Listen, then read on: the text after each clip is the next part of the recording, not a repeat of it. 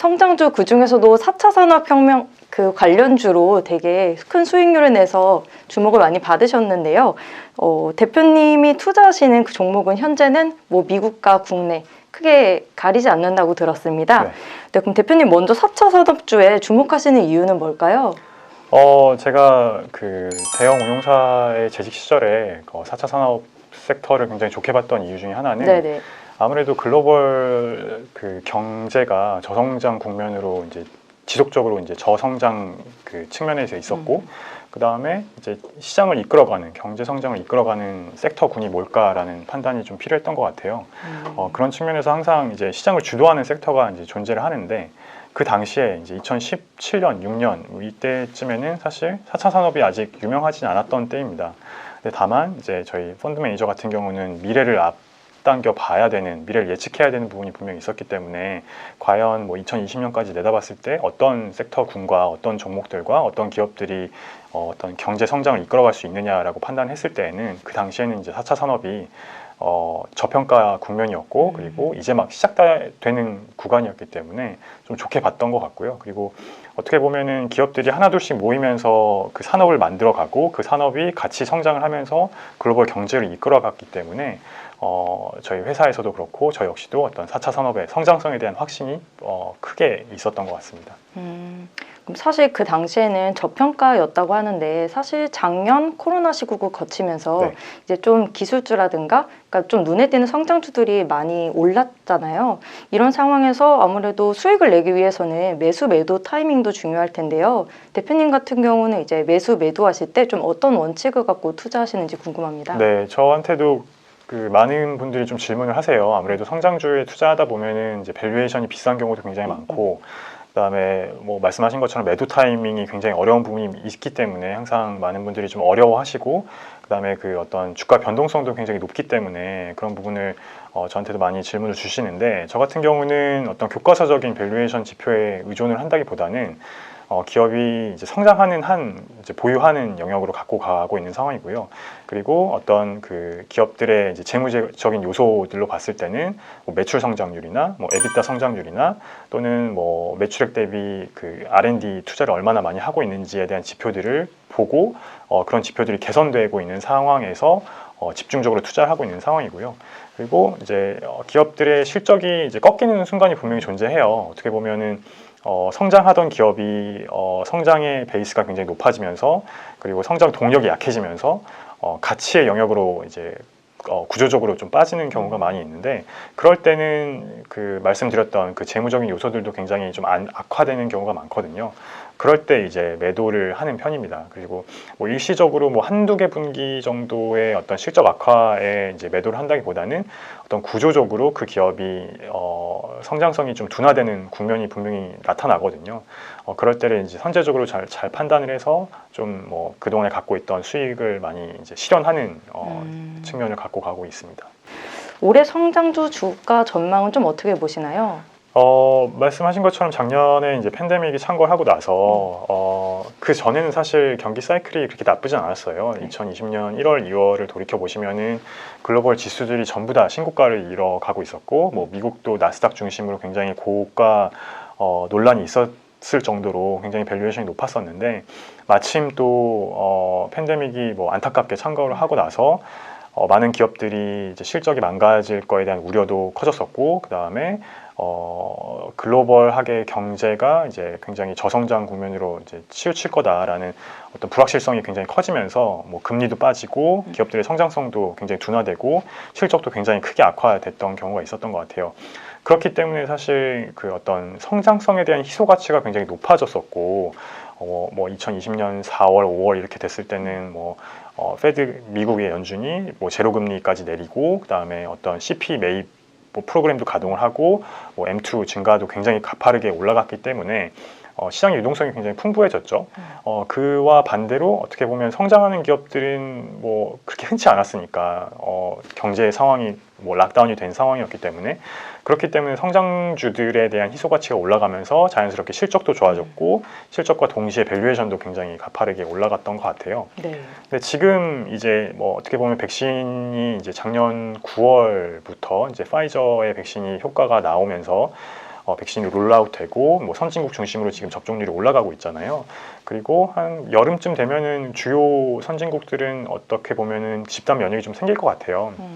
그런 거에 대한 기대감으로 선제적으로 어떤 시장금리도 좀 올라갔고, 그다음에 기업들의 어떤 코로나 피해주들 같은 경우는 그 실적에 대한 그 추정치들도 좀 올라가고 있는 상황이기 때문에 작년과 반대로 어떻게 보면 작년에는 그 팬데믹 수혜주들이 성장성이 높았다면 올해 같은 경우는 작년에 기저가 만들어져 있는 코로나 피해주들의 성장성이 좀 높거든요.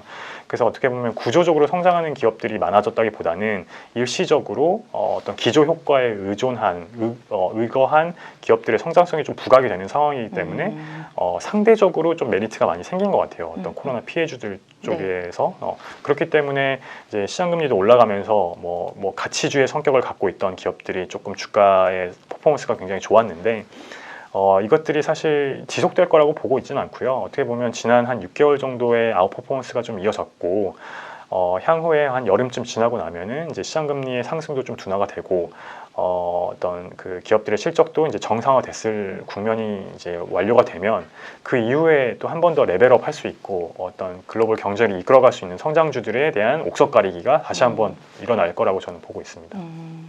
그렇죠. 사실 작년에 주가가 많이 오른 그 성장주라고 해서 그러니까 올해 같은 경우에는 이제 코로나 피해를 입었던 종목들 중에도 또 성장주들 있잖아요. 맞아요. 그런 성장주들이 다시 잘 나아갈 수 있는 그런 계기이기도 하겠네요. 맞습니다. 올해는. 그래서 성장주에 대한 정의도 좀 중요한 것 같아요. 네. 많은 분들이 저한테도 또 물어보시는데 그냥 뭐 아까 말씀드린 것처럼 매출이 성장하고 뭐 영업이익이 성장하고 또는 에비타가 성장해서 성장주냐라고 물어보시는 분들도 많이 있어요. 근데 저는 좀 다른 생각인 게 뭐냐면 그 기업이 속해 있는 산업 자체가 성장을 해야 되는 거죠. 네. 예를 들면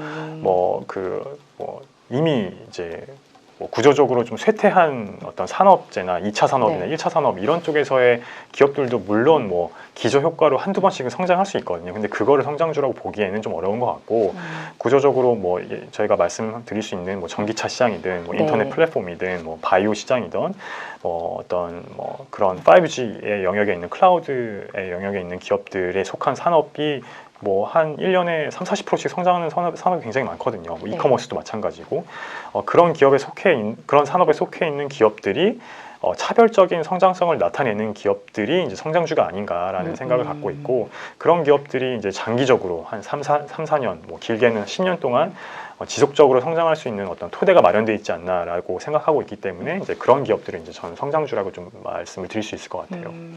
그쵸. 올해도 아무래도 주목받는 이제 미래 산업이라고 하면 뭐 자율주행차, 네. 뭐 전기차 포함해서 그런 게 있고 바이오 산업도 있을 테고 뭐 맞습니다. 플랫폼 산업 이런 다양한 유망 분야들이 있잖아요.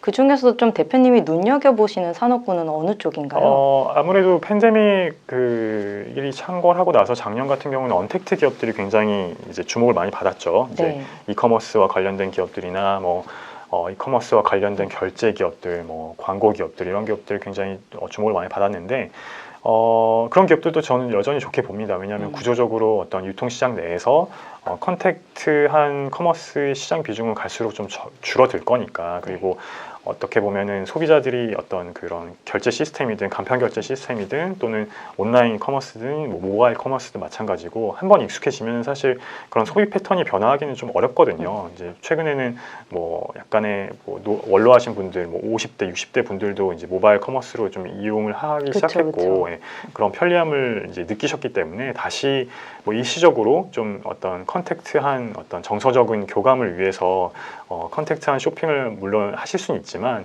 장기적으로 봤을 때는 여전히 뭐 온라인 커머스에 대한 성장성은 여전히 좋게 보고 있고요. 또 한 가지는 뭐 최근에 좀 주가 조정을 통해서 많은 분들이 좀 좋게 보실 수 있는 이제 밸류에이션 매력도가 많이 생긴 성장주 중에서 좀 좋게 말씀드릴 수 있는 부분은 그 밀레니얼 세대들과 이제 제네레이션 Z 세대들, Z 세대라고 하죠. 네. MZ 세대들이 많이 사용하고 있는 그 글로벌 플랫폼들이 많이 있어요. 특히나 미국에는 뭐 최근에 상장된 로블록스나 뭐 기존에 상장돼 있는 스냅이나 뭐 핀터레스트나 뭐 에어비앤비나 뭐 이런 기업들이 시가총액도 작지 않고, 그리고 MZ 세대들의 그런 어떤 활동성 지표들, 뭐 트래픽이든 MAU든 뭐 그런 광고 지표들이 굉장히 좋아지고 있기 때문에 사실 장기적으로 한 5년 후, 뭐 10년 후를 내다봐 본다고 한다면 주가는 사실 지금 좋은 회사들보다는 향후에 좋은 그 기업들을 사는 게 맞잖아요. 그렇죠. 수익의 어떤 실현 관점에서 봤을 때 그런 기업들을 좀 주목하고 있는 상황이고, 최근에 이제 주가도 이제 나스닥이 조정을 받으면서 그런 기업들의 밸류에이션 매력도도 많이 높아졌다고 보고 있기 때문에 장기적으로 어떻게 보면은 지금이 뭐 매수의 적기 타이밍이 아닌가. 물론 뭐 저희가 뭐 매수 매도 추천을 드리는 방송은 아니지만 어떤 장기적인 측면에서 봤을 때 그런 측면도 저는 좋게 보고 있습니다. 그런 어떤 컨슈머 플랫폼이라고 하죠. 이제 뭐 B2C에 관련된 B2B가 아닌 B2C와에 관련된 소비자와 직접적으로 네트워크 효과도 나고, 그 안에서의 플랫폼의 어떤 트래픽이 늘어나면서 그 가치가 더 공고화되는 그런 어떤 글로벌한 프레젠스를 갖고 있는 플랫폼들을 좀 좋아하고 있는 상황입니다.